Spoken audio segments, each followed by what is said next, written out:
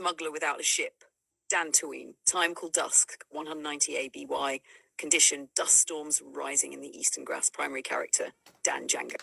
The plains of Dantooine stretched forever, oceans of gold grass waving beneath a lavender sky. It was the kind of world that looked peaceful until you lived on it long enough to learn it was only quiet because nobody cared to listen.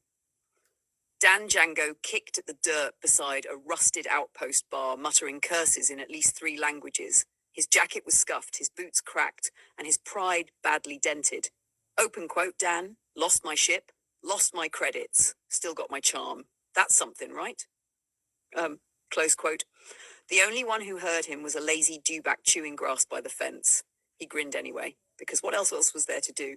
Inside the cantina, the hum of conversations mixed with old Karelian jazz. Dan slid into a booth, tossing his blaster on the table, and waved down the bartender, a Rhodian with one eye clouded over. Open quote, Dan, Karelian whiskey, and whatever passes for good luck on this planet. Bartender, you lost that when you landed here, Spacer. Close quote. Dan laughed, that easy, careless kind of laugh people used when they were trying to forget what they'd lost. He swirled the amber drink in his hand, looking out the window at the plains beyond the settlement walls. Somewhere out there was the ship that used to be his, the Night Runner, a YT 1150 light freighter he'd bet in a Sabbac game and lost to a pair of smiling pikes. Open quote, Dan, one hand, one criffing hand, should have folded when the Twi'lek started humming. Close quote, a group of miners at a nearby table whispered about rising energy readings near the southern plains. Old Republic ruins, they said. But Dan wasn't listening. He'd heard 100 ghost stories on 100 worlds. None had ever bought him dinner or a hyperdrive. Instead, he leaned back and scanned the cantina, eyes sharp, playful, but tired underneath. He had the look of a man who'd seen too much of the Outer Rim to trust anyone and too much of himself to stop trying. Scene 2. A smuggler's luck outside. Dusk had turned to storm. Wind howled through the plains, slapping sand and rain against the durasteel walls. Dan pulled his coat tight and made his way toward the shipyards, or what passed for one on Dantooine. Half-buried freighters and grounded transports sat in long lines, stripped for parts or waiting for repairs that would never come. Open quote, dockhand, calling out, you looking for work or looking for trouble? Dan, depends on which one pays better. Close quote, he flashed that trademark grin, the one that had gotten him into more blaster fights than he could count. Open quote, dockhand, you could try the guild, they always need pilots too dumb to ask questions. Dan, perfect, I'm fluent in too dumb to ask. Close quote. He turned away, the wind whipping his blonde hair, his blue eyes reflecting the lightning crackling in the distant sky. Somewhere beyond the horizon, the galaxy was stirring again, fleets, empires, and forges long thought dead. Dan didn't know it yet, but his path was already curving toward that storm. For now, though, he was just another smuggler out of credits, out of luck, and out of time. Holocron footnote, archivist NIL8, open quote, subject Django Daniel, alias Dan Django. Former affiliations include the Pikes, the Hutt Cartel, and the Outer Rim Guild Network. Known for high-risk navigation through hyperspace anomalies and exceptional aptitude in card manipulation. Psychological assessment, charming, reckless, possibly force adjacent, unconfirmed.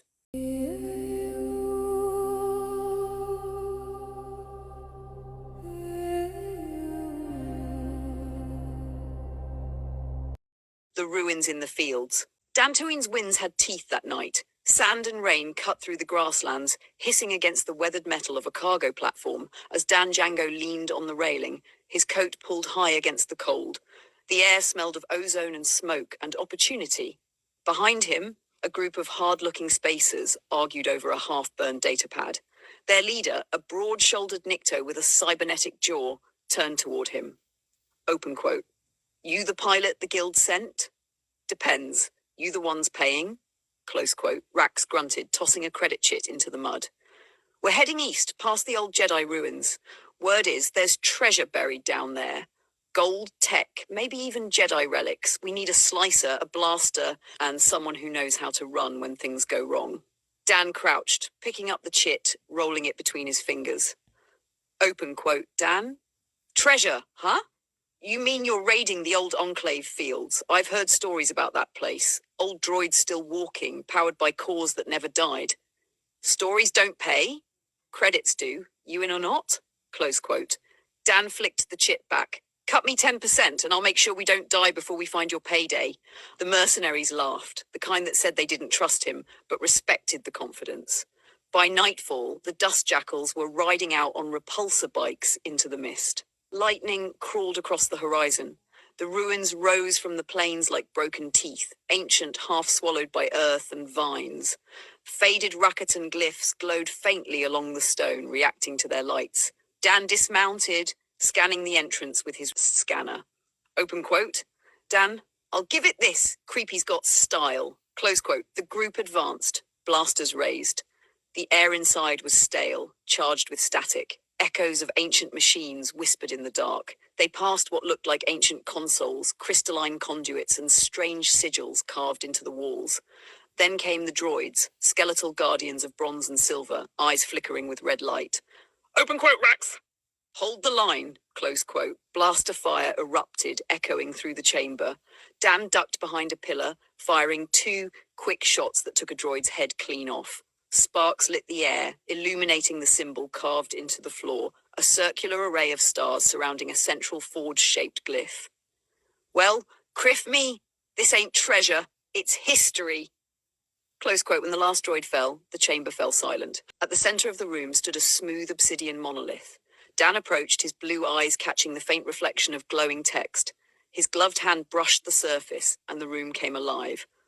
A surge of light filled the ruin. The monolith split open, projecting a holographic sphere, ancient, alien, and beautiful. It spun slowly, stars glittering like embers in the dark. Open quote. Rax, what in the hells is that? Dan, a map, I think. But not to treasure. Close quote. Lines of red energy traced routes between systems long forgotten. Dantooine, Tatooine, Manaan, Korriban, Lehon. At the center of them all, a single pulsing point of darkness. Open quote. Dan, I've seen a lot of things, but never one that looks back at you, close quote. The hologram flared, briefly forming the outline of a massive station forged of metal and flame. The mercenaries stumbled back. Open quote, Rax, shut it off! Shut it off! Close quote. Dan slammed his palm on the console. The light vanished, plunging them into silence once more. The only sound was the wind howling through the cracks above. Open quote. Guess we found your payday. Question is, do we sell it or survive it? Close quote. Holocron footnote, archivist NIL8. Open quote, subject Django Daniel. Status update, confirmed contact with ancient Rakatan structure near the old Jedi Enclave ruins. Extracted data indicates partial activation of a StarForge navigational array. The entity recorded at the center emits a non-natural resonance, suggestive of sentience or residual consciousness. Probability of connection to the lost Sith entity, Vitiate, 79.4%, close quote.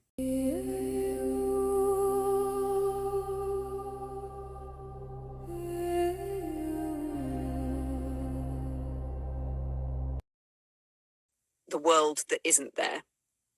Hyperspace faded to stars. The Silver Fang, an aging but graceful YT-2000 freighter, dropped out of lightspeed above the coordinates of an old Republic listening post on the edge of the outer rim.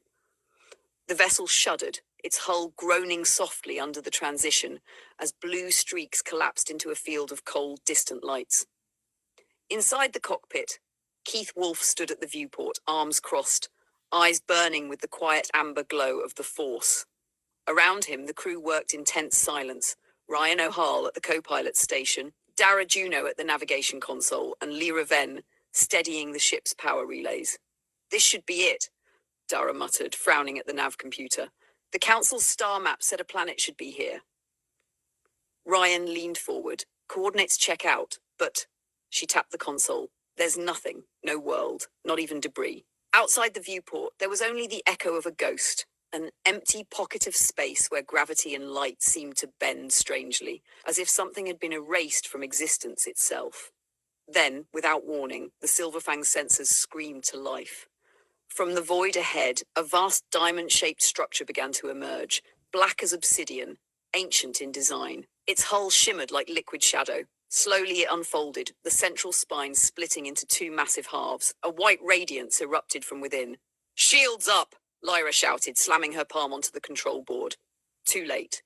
The light consumed the ship. Every star vanished, every sound was gone. The Silverfang and her crew were swallowed whole.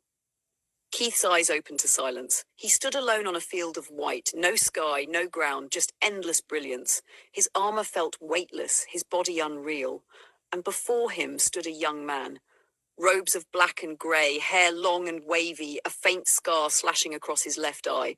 His right hand was covered by a black gauntlet, faintly humming with dormant power. "You're awake," the stranger said, his voice low but steady. "You're like me, or what I could have been." Keith frowned, his instincts reaching for his lightsaber, but it was gone. The man smiled faintly. "Good. Follow me. There's something you need to see." With a gesture, the world around them shifted. Keith was no longer standing in white light, but in the ruins of a battlefield. Blaster fire cutting through smoke, clone troopers shouting with Jedi falling. He saw a young warrior, the same man beside him, commanding legions, his expression torn between duty and despair. "Anakin Skywalker," Keith whispered. The vision flashed, cities in flames, the hum of red blades, the masked breath of Darth Vader. He saw innocence crushed beneath the Empire's shadow, felt the pain, the loss, the burning guilt that followed. Silence again. Back in the world of light. Keith's voice was barely a whisper. "Why show me this? Who are you?" The young man's eyes glimmered with memory and regret. "It's been a long time since I touched the living force," he said softly. "I've almost forgotten how curious mortals can be." He took a step closer, placing a hand over his chest. "Long ago, my name was Anakin. I had a choice to remain here and guide my children, or to return to the war that destroyed me. I chose wrong. Balance broke because of me. My son restored it, but at a cost greater than I ever foresaw." Anakin's form flickered like a flame in wind. "Now, the Force stirs again. It seeks renewal. It calls through you, Keith Wolf. You are me. We are one. The light, the dark, the shadow between." The white realm began to fracture, threads of starlight pulling at the edges. Anakin's voice echoed as he faded. Open quote, "The Force remembers what was lost. The Starforges awaken. Choose well, or the galaxy will fall into silence once more." Close quote, Keith reached out, but the world shattered. He gasped, awake again in the Silverfang's cockpit. The crew was unconscious around him.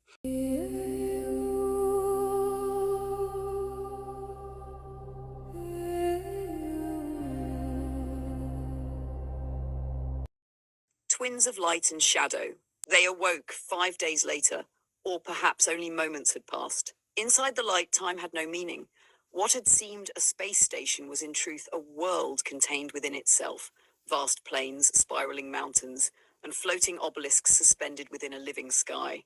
It was Mortis, the realm of the Force itself. Here, day and night came and went like breath. When light fell, the land bloomed with life. When darkness rose, all withered and died.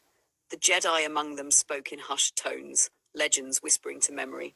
Open quote, "The Jedi once told of Mortis," said Ryan, her dark robes fluttering in the strange wind. Her blue blade hissed to life for light more than defense. A place of impossible geometry, home to three beings, the father, the daughter, and the son, who embodied balance, light and dark. Close quote. Keith Wolf, standing at the head of the group, nodded solemnly. His eyes flickered with echoes of amber. Open quote. "This is where the Force itself once lived, and it called to us for a reason." Close quote. Long ago during the Clone Wars, Anakin Skywalker, Obi-Wan Kenobi, and Ahsoka Tano had been drawn to this realm. The father sought a successor, the chosen one, to maintain balance between his two children. The daughter had sacrificed herself to save the father, the son had fallen to corruption, and the father himself had died to end his son's madness. Mortis collapsed, vanishing from existence, until now. As the Silverfang's crew ventured deeper into the shifting world, a luminous figure appeared, a being of pure radiance and grace, the daughter. She smiled with sorrow and spoke like a song within their minds. Open quote. "You walk the realm between thought and form. Beware the coming of night. My brother hunts when the sun fades. Seek the father where the green light burns brightest. There lies your path to balance." Close quote. Her form flickered, dissolving into feathers of light that drifted toward the horizon, pointing the way to a towering monolith crowned with a green diamond. When the sun of Mortis set, the world changed. The air grew cold, the ground cracked, and from the shadows, monsters of smoke and lightning emerged, shifting forms, their roars echoing through eternity. Open quote. The sun, whispered Ryan, her saber gleaming blue. The darkness made flesh. Close quote. Thunder rolled. Kara ignited her crimson blade, her voice low and defiant. Open quote. Fear is his weapon, then let us be the storm. Close quote. Dara stepped beside her, his red blade igniting in unison. Open quote. Together then, light within shadow, shadow within light. Close quote. The two unleashed a torrent of power, red and violet energy swirling together, forming a vortex of fury that clashed against the sun's illusions. Each blow tore through the phantoms like wind through ash, but still they returned, endless and mocking. Amid the chaos, Keith Wolfe closed his eyes. He could feel it, the heartbeat of Mortis itself pulsing through him. This was no ordinary world. It was alive, woven from the force's very essence. Open quote. This place breathes, he whispered. It remembers. Close quote. He extended his arms, feeling the storm swirl around him. His feet lifted from the ground. His eyes began to glow, first amber, then white, until the light poured from them like fire. His voice deepened, layered with the echoes of countless others, Jedi, Sith, and those beyond both. Open quote. I am the balance and the broken, the wind and the flame, the one and the many. We are one. Close quote. The ground trembled. The storm fell silent. Even the sun's shadows recoiled and vanished into the wind. Keith rose higher, drawn toward the monolith, its pulse calling to him like a heartbeat in the force. Open quote. I know why we're here, he said quietly, his voice both his own and something greater. Close quote. And then, in a burst of white light, he ascended, streaking across the skies of Mortis toward the waiting presence of the Father. The crew watched in silence from below, the storm fading, the air still crackling with the power Keith had unleashed. Kara's hand trembled as she extinguished her blade, eyes fixed on the light. Open quote. He's gone to him, she whispered. To the Father. Close quote. A whisper of laughter echoed through the wind, deep and cold. The sun's voice. Open quote. The balance awakens again, but even balance must break.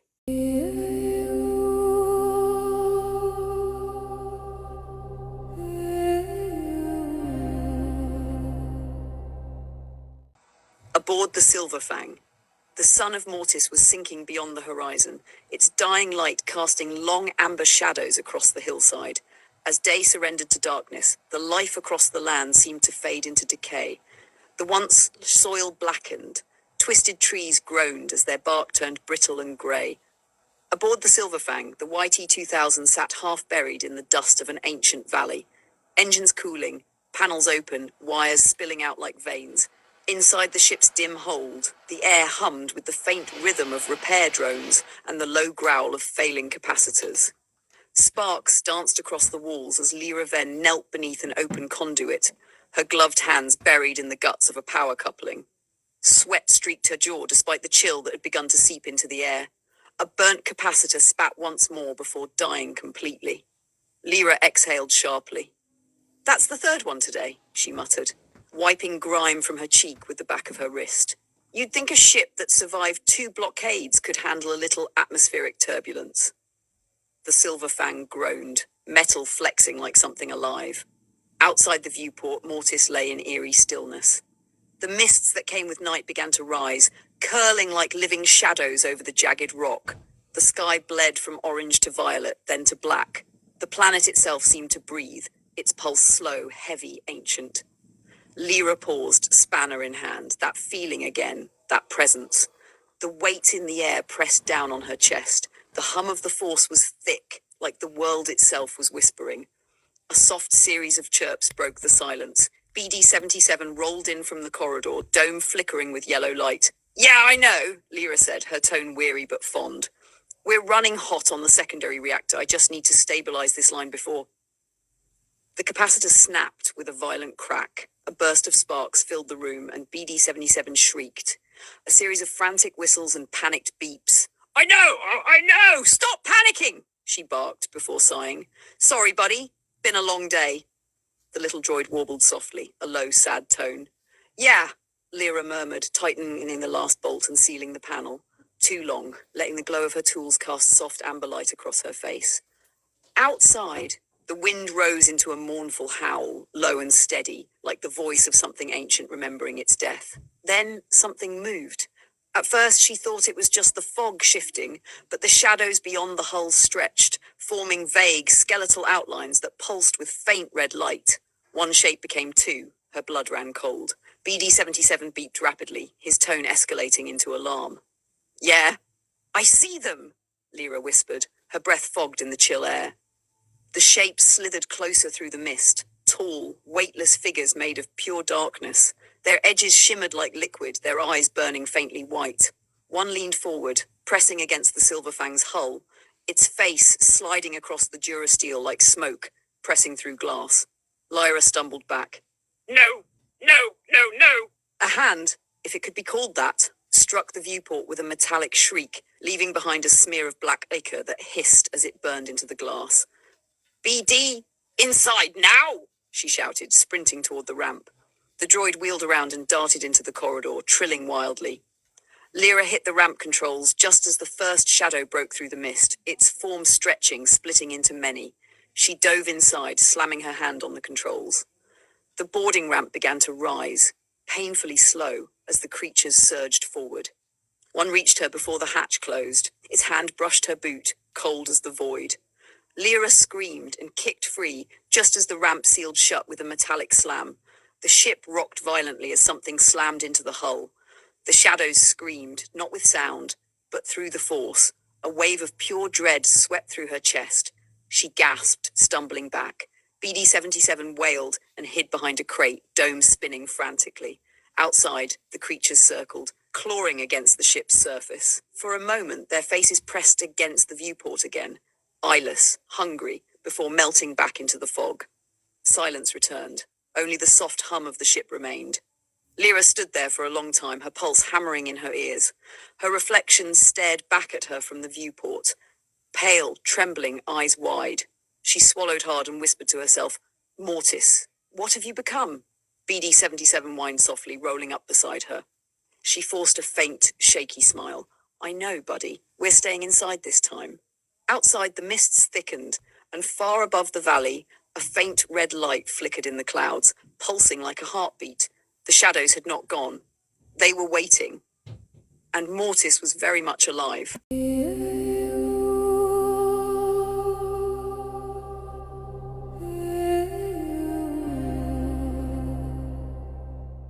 Storms of Mortis. The ship's hull still groaned under the weight of the shadows outside when the sound of footsteps echoed up the boarding ramp. Lyra froze. Her blaster was in her hand before she even realized it. Identify yourselves, she called out, her voice trembling only slightly. A familiar voice answered. Strained, breathless, but unmistakable. Lyra, it's us. The ramp cycled open with a hiss of hydraulics and the mist poured inside like smoke. Two figures emerged from the fog. Ryan O'Hall, cloak tattered and dust-streaked, and Dara Juno, his white robes torn, lightsaber hanging loosely in his hand. Both looked shaken. Lyra lowered her blaster, relief and worry mixing on her face. By the stars, what happened out there? I thought the whole planet was coming apart. Ryan didn't answer at first. She simply leaned against the bulkhead, chest heaving, her eyes were distant, still seeing what had just happened. Dara looked worse. His skin pale, a faint tremor in his hand as he deactivated his saber. Keith, His voice caught in his throat. BD-77 trilled softly, rolling closer, his dome flickering with anxious blue light. Ryan finally spoke, her tone low and disbelieving. He rose, Lyra. Keith rose into the air. Not like levitation. Not like a trick of the Force. He ascended. Lyra blinked. Ascended? What do you mean? Dara cut her off, stepping forward, his mismatched eyes glinting in the dim light. The ground shattered beneath him. The Force, it answered him. It wasn't him reaching for it. It was it reaching for him. He clenched his fist, jaw tightening. I've never felt power like that. Not from a Sith, not from a Jedi. It wasn't light or dark. It was everything. Ryan nodded, still staring out the viewport where the last of the fog swirled. He flew Lyra, straight into the storm, toward the apex where the ancient obelisks converge. Kara, she followed him. Lyra's eyes widened. Kara followed him? Are you saying? She didn't hesitate, Ryan said quietly. The moment he rose, she looked at us and told us to run. To get back to the ship, she said this wasn't our fight anymore. The ship shuddered then, a deep, distant tremor that rippled through the ground. The mists outside flared crimson for a heartbeat, like lightning striking without sound. Dara steadied himself against the wall, his voice soft, hollow. They vanished into the storm. The force screamed when they disappeared. I don't know if they're fighting or becoming something else entirely. BD-77 let out a long, mournful whistle. Lyra turned toward the viewport, staring into the black horizon. The shadows beyond had gone still, almost reverent. The world of Mortis held its breath. So what now? She asked. Ryan's gaze hardened. We wait. Kara's last order was clear. And if they don't come back? Lyra asked quietly. Neither answered.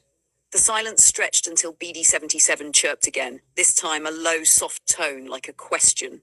Dara finally spoke, barely above a whisper. If the Force itself called him, then no wall of light or darkness can hold him. Keith isn't gone. He looked to the sky, where faint flashes of red and blue danced among the clouds. He's becoming. Lyra swallowed hard, turning back to her console as the ship's systems flickered. Outside, the shadows of Mortis began to stir once more, drawn to the storm above. Their forms stretched upward, worshipping, waiting. Ryan placed a hand on the viewport glass. Her voice was steady now. Hold together, Silverfang. We're not leaving without them. Dara stepped beside her, the reflection of his crimson saber briefly illuminating them both. In the distance, far above the dying world, light and darkness spiraled together in the heavens, two opposing forces colliding, shaping something beyond comprehension. The Force itself was awakening.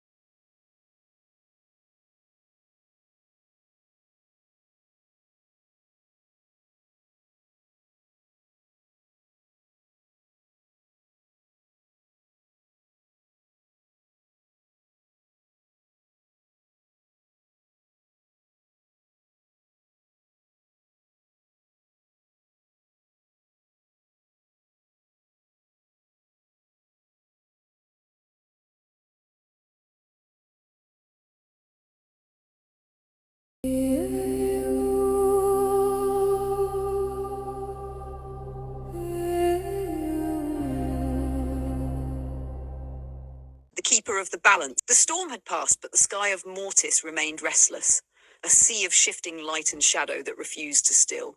Lightning rolled across the heavens in silence, threading through clouds like veins of living fire. The air itself hummed, charged, alive, watching. Keith Wolfe descended through the mist, his body carried not by gravity, but by the will of the Force itself. He touched down before the great temple, a mountain of black stone and pale fire that seemed to breathe with every gust of wind. It was not built, but grown, sculpted by the will of the Force into impossible geometry, where the eye could not tell what was structure and what was sky. At its heart stood the monolith of the Father, the seat of balance. Massive statues loomed above him, the daughter, wings unfurled in grace, the son cloaked in shadow and rage. Between them, the Father sat in eternal meditation, his hands open as if weighing creation itself. The air trembled. Every breath carried whispers, fragments of memory, ghosts of the past, Anakin, Obi-Wan, Ahsoka. Their names rippled through the hall like wind over water. The cries of the fallen echoed faintly, and beneath them all, the slow, steady heartbeat of the Force. Keith stepped forward. The temple doors groaned open on their own, ancient stone grinding against itself, revealing a long corridor lit by shifting light.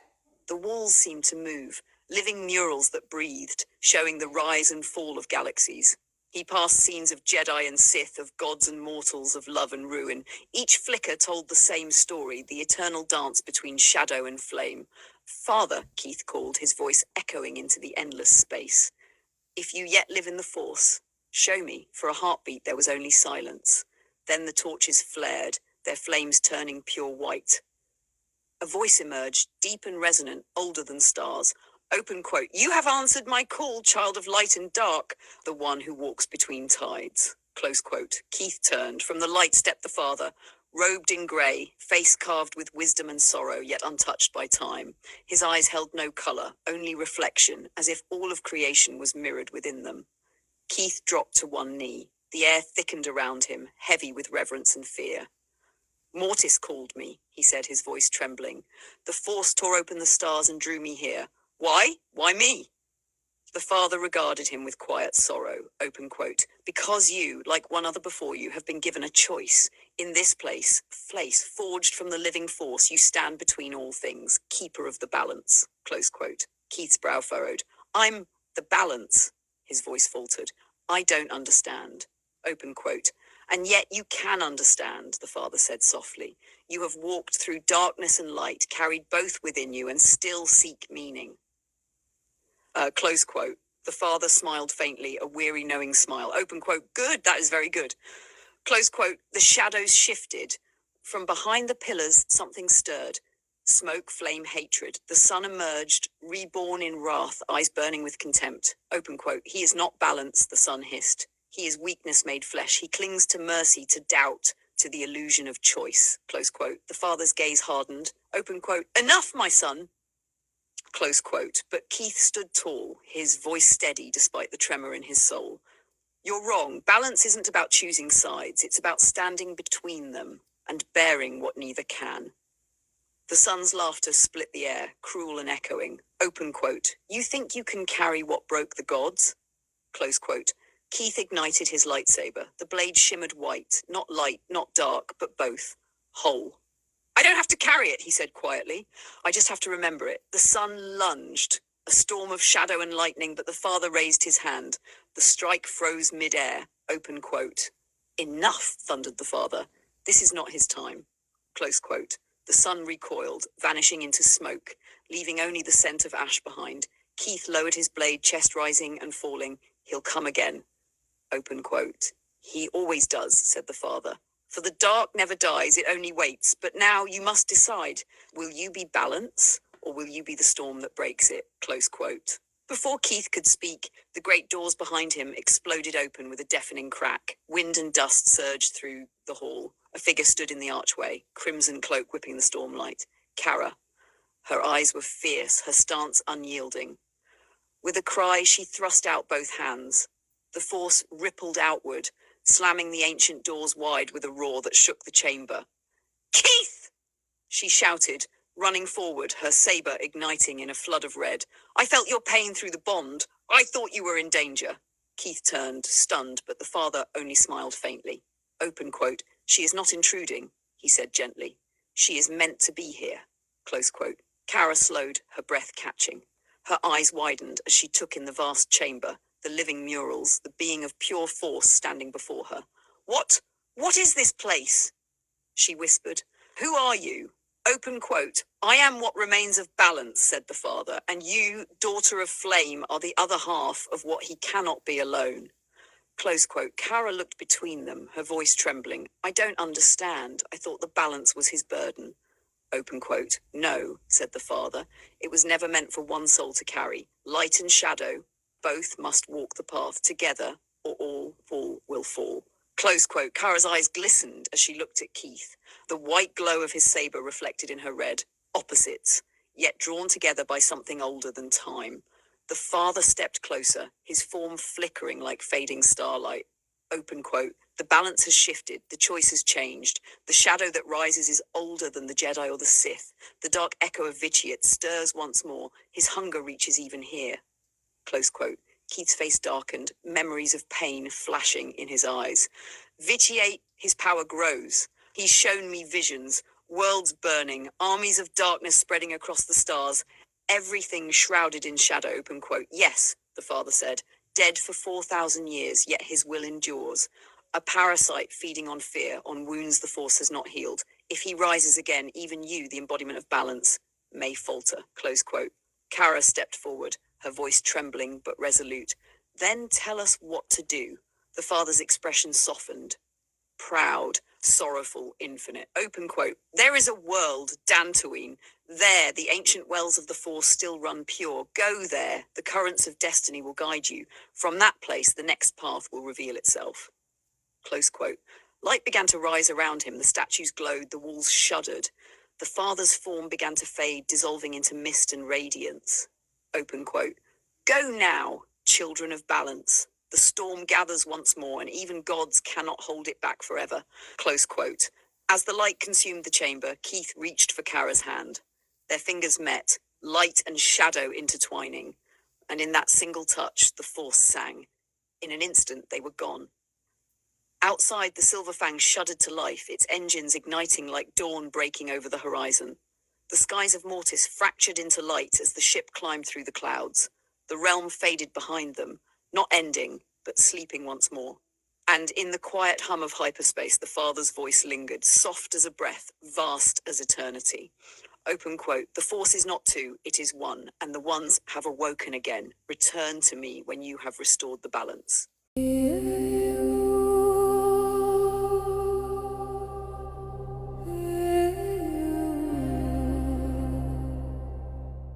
Gunsmoke over Dantooine finalized edition. The sun over Dantooine sank low, casting long streaks of lavender and gold across the open plains. The wind sang through the bulba trees, stirring ripples through the sea of tall grass.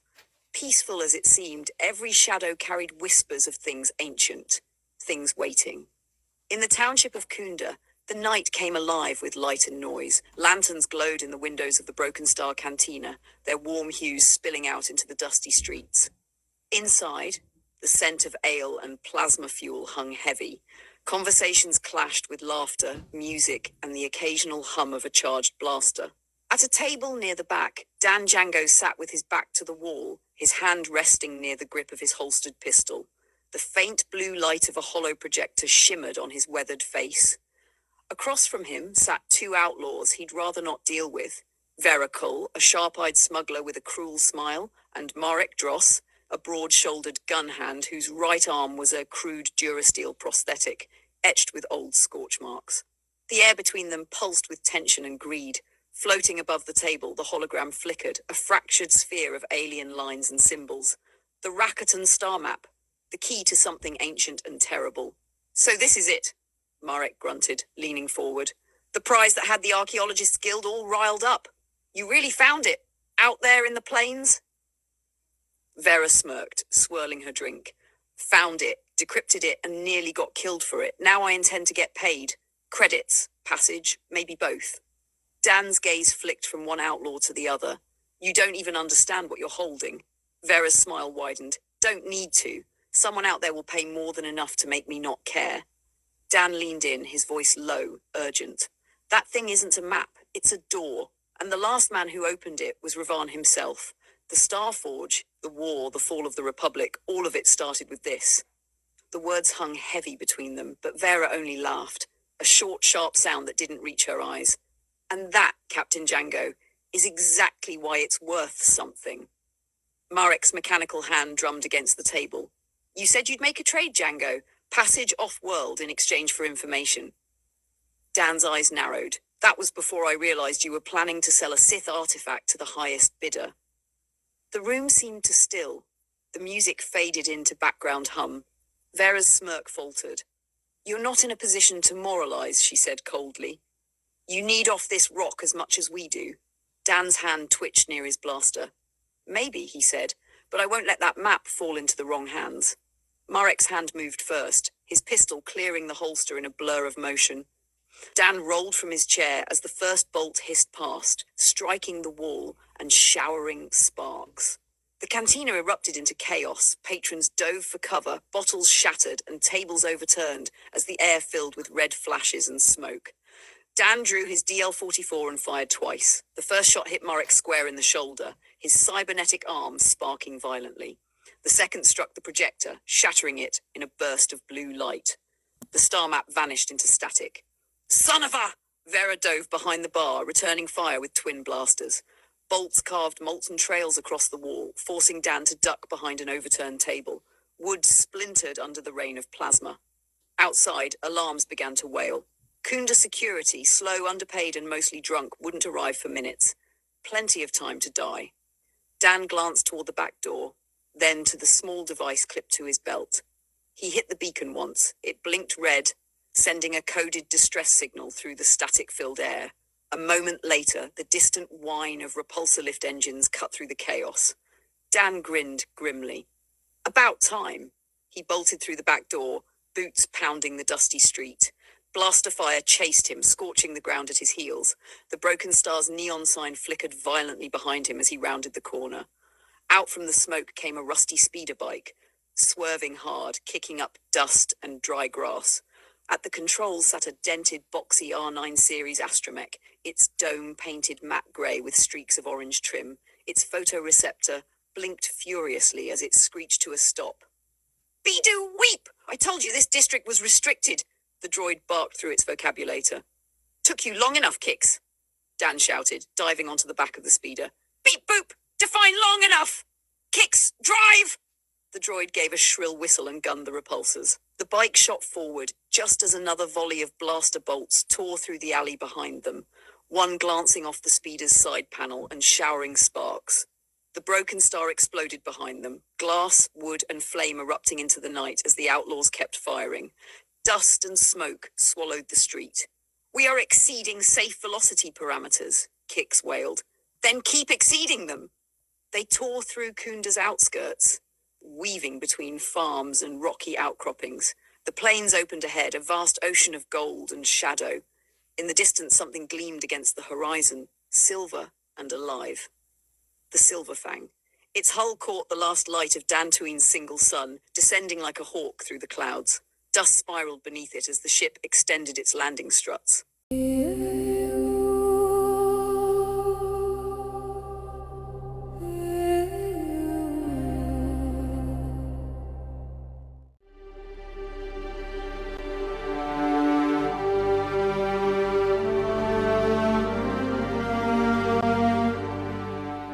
The Silver Fang descends. The lavender skies of Dantooine stretched endless and silent above a world of grass and ruin.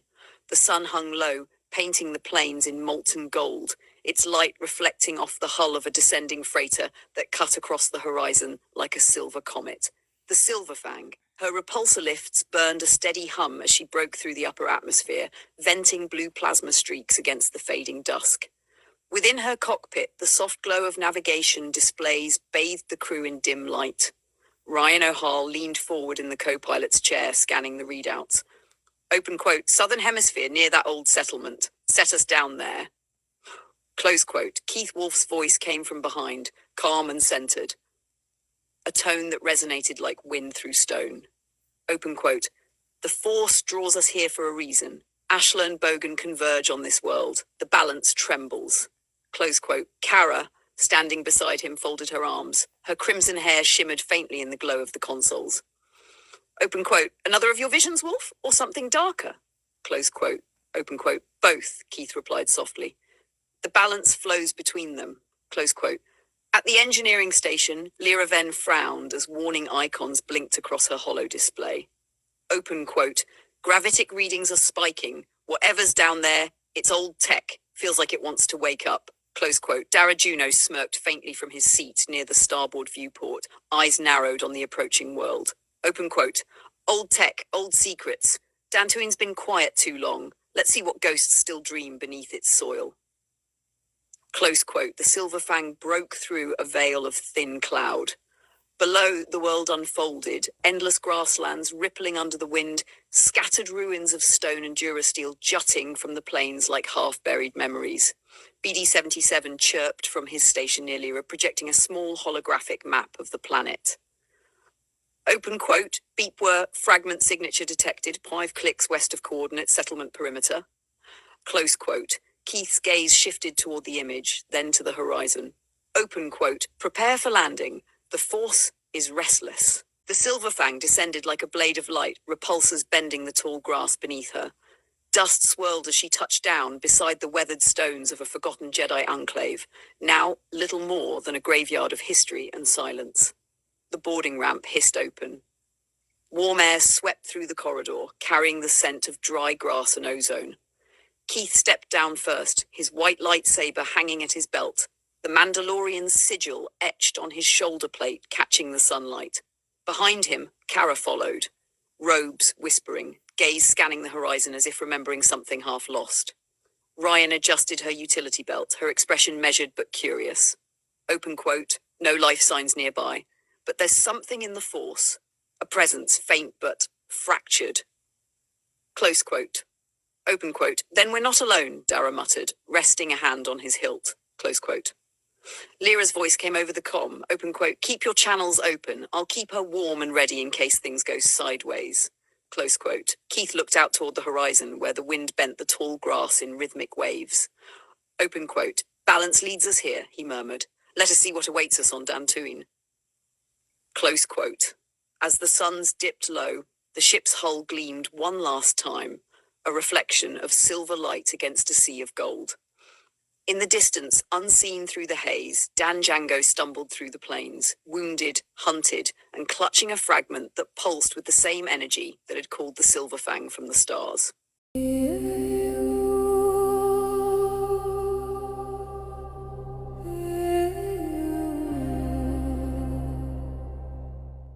The fields of Dantooine, the winds of Dantooine swept through the tall grasses, bending the violet and gold blades like waves beneath a soft, endless sky. A lone figure staggered through the plains, Dan Django, his cloak torn and his speeder a smoking ruin behind him. The ambush had come without warning, Veracal's raiders descending from the ridges like carrion birds. His companion, the faithful drone R9, or Kix, hummed low beside him, its right optic flickering from blaster damage. Smoke still drifted from the wreckage of the speeder. The cantina job at Kunda had gone sour, a setup, no doubt, after Dan's discovery of the ancient star map fragment hidden against his chest, the piece of the star map. Then, the shadow fell. Breaking through the clouds, the YT-2000 freighter Silverfang cut through the atmosphere, sunlight glinting off its reinforced hull. It descended toward the old temple ruins outside the settlement, the same ruins Dan had scoured days before, his heart stirred with something strange, hope perhaps, or curiosity. From the ridge, Dan watched the vessel settle into the grasslands, its ramp lowered, revealing the Silverfang crew, Keith Wolf and Kara at the forefront of their presence like living storms of balance and shadow.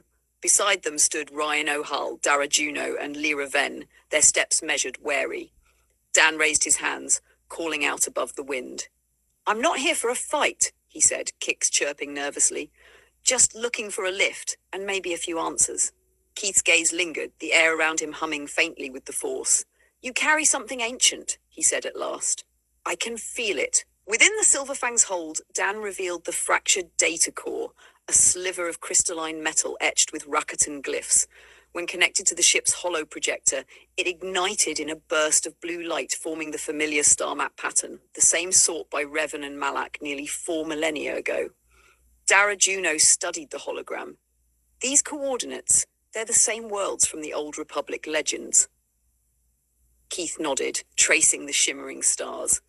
Open quote, Tatooine, Manan, Kashyyyk, Korriban, he murmured, the path Revan once walked to find the Starforge. Close quote. But the hologram was incomplete, fragmented, its signal degraded. Lyra examined the fragment, noticing the melted edge and a jagged hole through its side. Dan smirked faintly. Open quote. Guess blaster fire and ancient relics don't mix. Close quote. A few chuckles rippled through the crew, the first hint of warmth amid the weight of history. Over the next days, the Silverfang crew aided Dan in repairing Kix and tracking the origin of the data shard. Beneath the plains, they uncovered the Rakatan Cave, a vast network of stone halls and alien machinery long dormant. Automated guardians still lingered, their photoreceptors blinking awake after centuries of silence. The ensuing battle was swift, Keith's white lightsaber slicing through steel and flame, Kara's crimson blade burning through darkness. Dan Django watched in awe. He had heard stories of Jedi, but never seen the dance of light and shadow so perfectly balanced. Guess the legends weren't lying, he muttered to Kix, who chirped in amused agreement. Deep in the temple's heart, the star map reactivated, its planetary routes aligning once more. The system displayed the 4 worlds Revan had visited, their coordinates glowing like ancient beacons across the galaxy. Keith stepped back, voice low with wonder. Open quote. We're not just following Ravan's path, he said. We're walking through his echoes. Dan Django, though wary, pledged his help.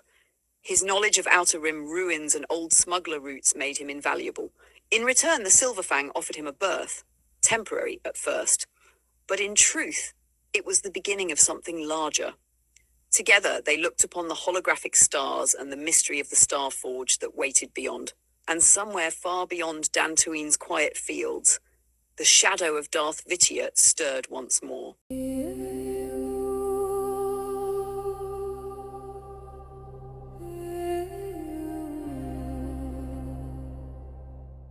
Echoes of the Forge.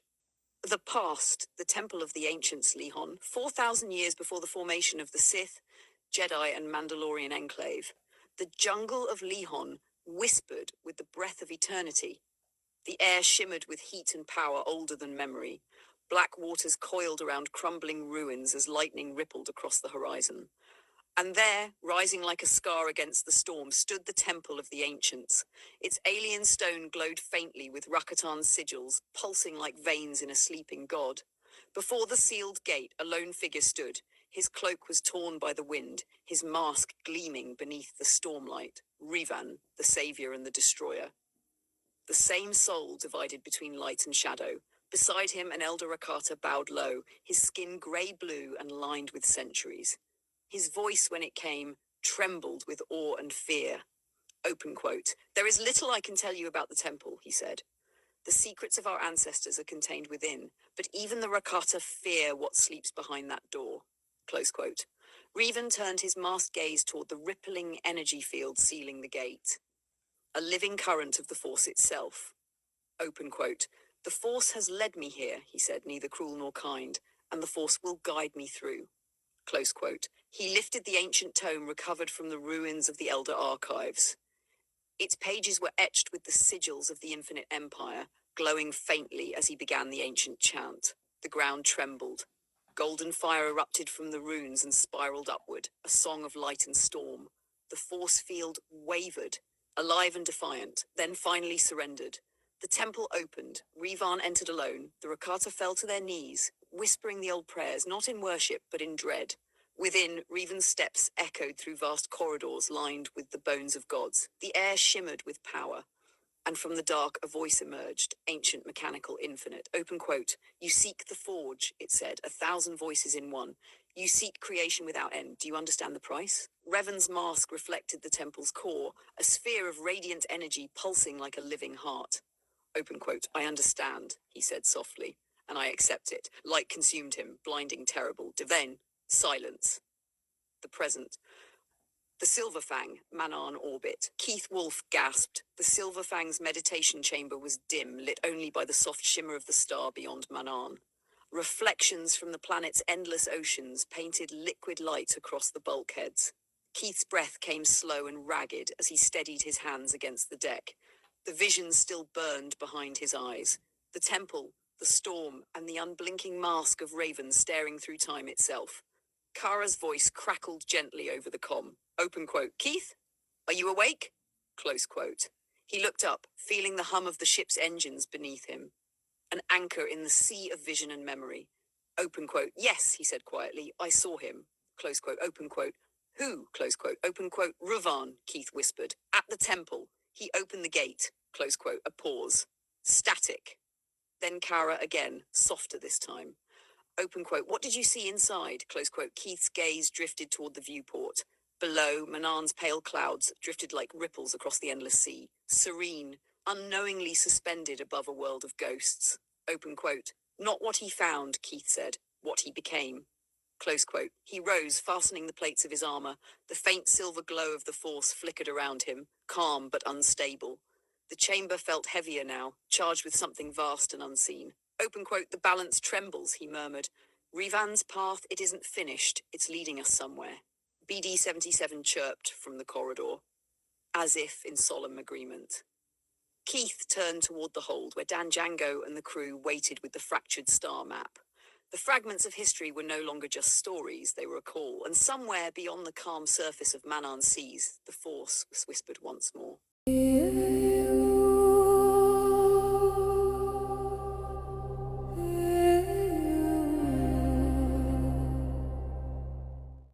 waves of Manaan. Manaan is an entirely aquatic planet, its vast global ocean stretching unbroken from pole to pole. Beneath the endless waves lies the homeworld of the Selkath, an amphibious species known for their disciplined culture, deep spirituality, and mastery of biochemistry. The planet's waters conceal one of the galaxy's most coveted natural resources. Colto, a potent organic healing compound capable of regenerating tissue and stabilizing trauma at an unprecedented rate. For millennia, the Selkath guarded its extraction and refinement, maintaining Manaan's strict neutrality throughout galactic conflicts to ensure their survival and prosperity. Notable locations: Utto City, the planet's only major surface settlement, a massive floating metropolis anchored above the Hrakat Rift, where the richest colto veins lie. Utto served as the diplomatic and trade hub between the Republic, Sith, and countless neutral factions. Its white durasteel walkways once gleamed under the pale sunlight, a symbol of peace amid endless war. Hrakat Rift, a deep oceanic trench and the site of the Rakatan star map, remnants of the Infinite Empire's influence. Within its abyssal depths, alien machinery still hums, whispering to those who can hear the echoes of the ancient force. Historical summary. The Infinite Empire, Manaan, was once a conquered world under the Rakata, its Selkath enslaved and forced to serve the construction of the star map network. When the Empire fell, the Selkath reclaimed their freedom but preserved fragments of Rakatan knowledge beneath their oceans. The Jedi Civil War, 3956 BBY, both the Republic and Sith Empire sought to monopolize colto supplies, leading to covert operations, espionage, and eventual bloodshed in Utto City. When the Sith attempted a coup against the Selkath Council, they were expelled from Manaan, restoring the planet's neutrality. The Great Galactic War, 36 and 53 BBY. Centuries later, the resurgent Sith Empire bombarded Manaan, devastating Utto City and poisoning large swaths of the ocean. The Selkath withdrew into the depths, sealing their cities from the surface world. Present era, 190 ABY. Though the surface remains scarred, Manaan's oceanic ecosystems have begun to heal. The new Enclave and Silverfang crew maintain temporary orbit above the planet, drawn by ancient Rakatan signals originating from the Hrakat Rift, the same depths where Revan once sought the star map 4 millennia prior. The Selkath, ever cautious, regard outsiders with wary curiosity, watching as the balance between history and destiny stirs once again in their waters. Open quote, "The ocean remembers what the stars forget." Selkath proverb, Temple of the Depths Archives, close quote. The oceans of Manaan gleamed beneath the Silverfang like a mirror of blue fire, reflecting the system's white sun across waves that never broke. From orbit, the planet was breathtaking, a living sapphire, unmarred, save for the faint circular scars where ancient bombardments had shattered its surface centuries ago. Keith Wolf stood in the cockpit beside Kara, their reflections framed by the forward canopy. Below them, the remnants of Utto City drifted like a graveyard, towers half collapsed, platforms listing beneath the tides, all swallowed by coral and silence. Open quote, "Beautiful," whispered Ryan O'Hall, her voice soft, reverent, "even after all it's endured." "Beauty endures because balance does," Keith murmured. "Even in ruin, Manaan remembers." Close quote. Lyra then adjusted the flight stabilizers, guiding the ship through thickening clouds as salt mist streaked across the viewport. BD-77 chirped sharply, projecting a small hologram of the Hrakat Rift, a wound in the ocean floor stretching for kilometers, pulsing with faint Rakatan energy. Open quote, "That's our target," Lyra said, checking the readings. "Depth markers show residual power signatures, same frequency as the Dantooine artifact." "Then the Forge's path continues," Dara Juno replied, folding his arms. His crimson-trimmed robes swayed as the ship trembled through turbulence. "Let's hope it doesn't end with us at the bottom of an ocean." Close quote. Utto City, the Selkath envoys. The Silverfang touched down on one of Arto's surviving platforms, its repulsor lift scattering waves across the ruined causeways. The crew disembarked into damp air, thick with salt and history. The only sound was the distant hum of the sea. From the shadows of a coral-encrusted archway emerged 3 Selkath envoys, their sleek blue-grey forms gliding across the flooded floor. The eldest among them stepped forward, his long crest marked with silver etchings, a sign of high council lineage. Open quote, "Travelers, The Selkath spoke, his voice resonating through a rebreather's soft clicks. Few surface dwellers return to Manaan unbidden. Fewer still dare approach the rift. Close quote. Keith bowed slightly, his tone measured, respectful. Open quote. We come seeking the past, not to plunder, but to understand. We follow the echoes of one who once walked your depths, the one you called Revan. Close quote. At the name, a ripple of unease passed through the Selkath delegation. The elder tilted his head, gills flaring with memory. Open quote. Revan, he repeated slowly, as though tasting an ancient word. The exile who opened the forbidden temple. The one who sought the heart of the ocean and returned changed. Close quote.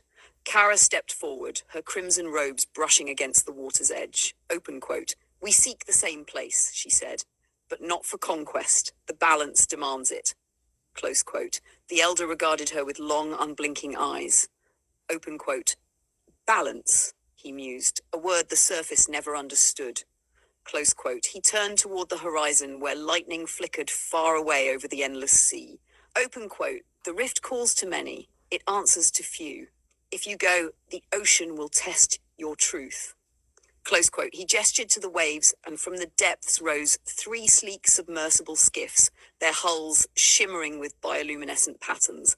Open quote. The currents will carry you to the Racket Rift, he said.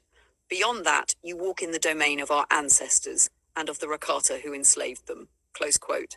Keith placed his hand over his heart plate, nodding in silent gratitude. Open quote. Then we will walk with care and with purpose. Close quote. Into the depths. Moments later, the Silver Fang's lights dimmed as the crew sealed themselves inside the submersibles. The ocean swallowed them whole. Outside, darkness unfolded like a living thing. A cathedral of blue-black light and drifting shadows. Massive structures, half buried in coral, stretched across the abyss like bones of forgotten titans. Ryan's voice broke the silence through the comms. Open quote. I can feel it, she whispered. Something ancient, calling. Close quote. Keith closed his eyes, letting the force flow through him. Beneath the crushing weight of the sea, he felt the echo again, the pulse of Revan's path, the memory of the Temple of the Ancients burning faintly within him. Open quote. The past isn't done with us, he said quietly. It waits below. Close quote. Their submersibles descended into the glow of the rift, a vast canyon illuminated by Rakatan pylons that flickered to life as they approached. The last light of the surface faded, and the abyss opened its arms. The ocean whispered, and the force whispered back.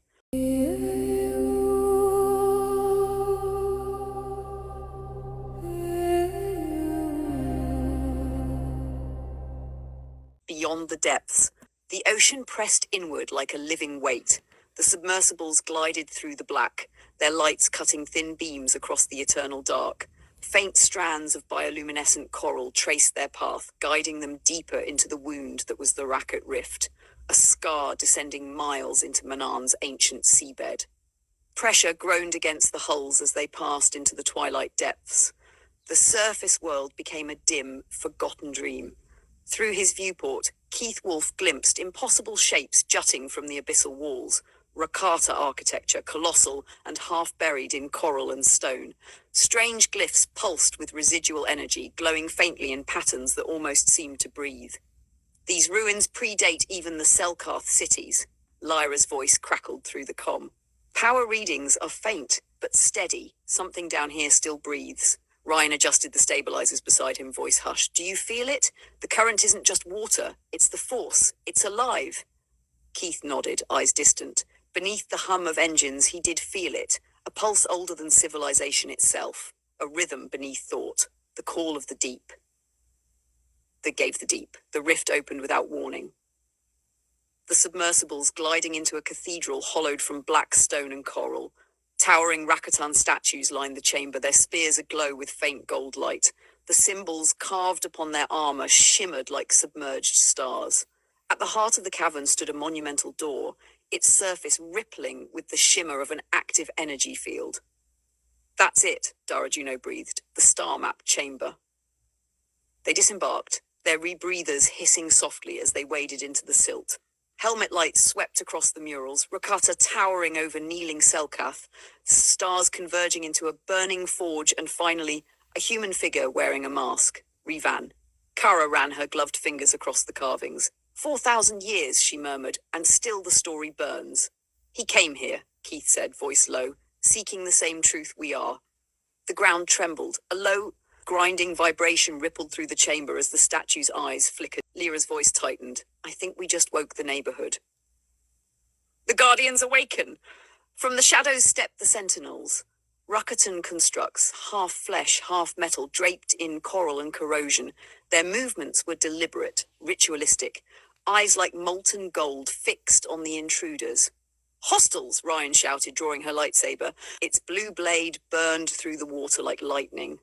Kara's crimson saber flared beside Keith's white. The sea erupted in light and motion as the Guardians advanced. Blaster fire streaked through the gloom. Dara summoned the force, sending a shockwave that hurled one Sinnel back, but others replaced it, moving in perfect synchronized precision. Keith met the charge of the lead Guardian. Their blades clashed in a burst of blue and gold that illuminated the entire temple. The shock rippled through him, not anger, but intention. He could feel its purpose in every strike. They're protecting something, he grunted. Not fighting, guarding. Then don't destroy them, Kara countered. We need their trust, not their silence. Keith exhaled, steadied himself, and reached through the force, not with command, but with recognition. His voice carried through the water, calm and clear. We are not your enemies. We follow Revan's path, the seeker of the forge. For a moment, everything stilled. Then the lead sentinel froze mid-strike. The others halted, their eyes dimmed from gold to soft blue, and the energy field before the great door dissolved like mist. You just spoke their language, Lyra whispered. Keith shook his head. No, he said softly. I spoke the forces. Beyond the gate lay a dry chamber untouched by time. In its center floated a crystalline star map, its rings spinning in slow, deliberate harmony. The walls shimmered with projected constellations, Korriban, Tatooine, Kashyyyk, and finally Lehon, the homeworld of the Rakata and the ancient temple. Ryan gazed in awe. Another fragment, the map is almost complete. Keith stepped closer. When his gloved hand touched the map, it came alive, its glow intensifying until an ancient voice filled the chamber. Open quote. The forges await the one who walks between light and shadow, the air of balance. Close quote. The words faded, leaving only the soft hum of the ocean beyond. Kara looked at Keith, eyes bright beneath her visor. The forge. It was destroyed, and somehow it has returned. And waits for us out there, with Darth Vitiate at its heart, he replied. The past isn't done teaching. The map's starlight rippled across their armor, reflections of ancient destinies reborn, and far above, beyond leagues of crushing sea and silence, the Selkarth watched the ocean tremble as the depths remembered. The ascent was silent. The submersibles rose through miles of pressure and shadow, bioluminescent life trailing like ribbons of light behind them. The ocean's weight eased, the darkness thinned to blue. When the surface finally broke, dawn spread across Manan's endless horizon. Arto City's shattered domes glittered faintly in the morning sun, reminders of peace lost and rebuilt. Selkarth envoys waited upon the landing platform as the Silverfang crew disembarked, their armor still dripping with the salt of the deep. One stepped forward, voice resonant and calm. You have touched the memory of our world. Few return from the rift. The sea remembers you now. Keith bowed slightly. And we remember her. The Selkarth inclined his head. Then may the tides favor your path, Bendu. With a low hum, the Silverfang lifted from the platform. The waters parted beneath its thrusters, steam hissing off its hull. From the viewport, the crew watched Manan shrink beneath them, a world of silence, healing, and memory. Keith's eyes lingered on the reflection of the ocean below. The ship turned toward the stars, light glinting off its hull like a silver comet as it vanished into hyperspace.